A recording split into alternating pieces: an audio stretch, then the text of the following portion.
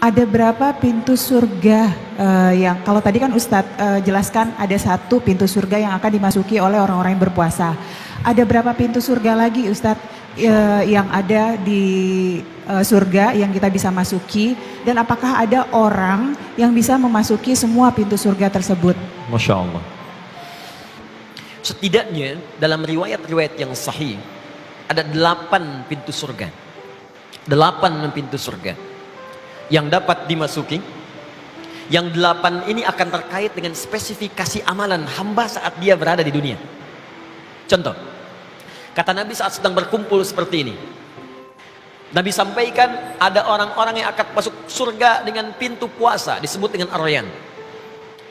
Ada orang-orang yang ahli tahajud akan masuk pintu surga, disebut dengan babut tahajud, pintu tahajud. Ada orang-orang yang gemar bersedekah saat di dunianya, maka orang ini saat masuk surga masuk pintu dikenal dengan babu sedekah, pintu sedekah. Yang paling menarik ketika Nabi sampaikan ada pintu Ar-Rayyan, pintu tahajud, pintu sedekah, tiba-tiba satu orang mengacungkan tangannya.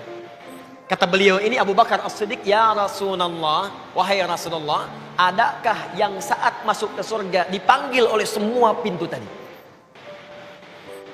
Jadi ada nggak orang yang saat hisab itu semua pintu bersautan, ya Rasulullah, ya ada nggak?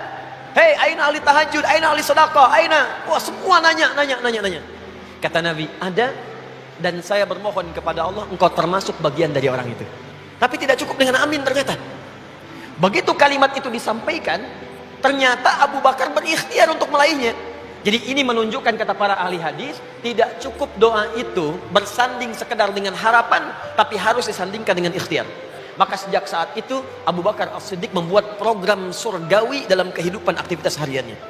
Sehingga satu saat, Allahu Akbar, Nabi pernah mengumpulkan kalangan para sahabat dan bertanya. Kata Nabi, siapa hari ini yang sholat berjamaah? Semua angkat tangan. Siapa hari ini yang berinfak sedekah? Sebagian turun tangan, Abu Bakar dengan beberapa sahabat angkat tangan. Siapa yang hari ini bisa menyolatkan orang yang wafat? Semua turun tangan, Abu Bakar angkat tangan. Siapa yang diantara kalian hari ini mengantarkan orang ke alam kuburnya? Abu Bakar angkat tangan, yang lain diam. Siapa yang hari ini menengok orang sakit? Semua diam, Abu Bakar angkat tangan. Semua kalimat yang ditanyakan Nabi, Abu Bakar mengangkat tangannya. Maka jika anda ingin mendapatkan bagian dari itu, bikinlah program dari sekarang. Keluarkan penghuni surga itu, keluarkan karakteristiknya, ikuti itu. Mudah-mudahan saat mengerjakannya tidak harus kita maksimal, semampu kita itu yang kita kerjakan. Mungkin saat kita kerjakan kita wafat, disitulah Allah berikan anugerah yang terbaik.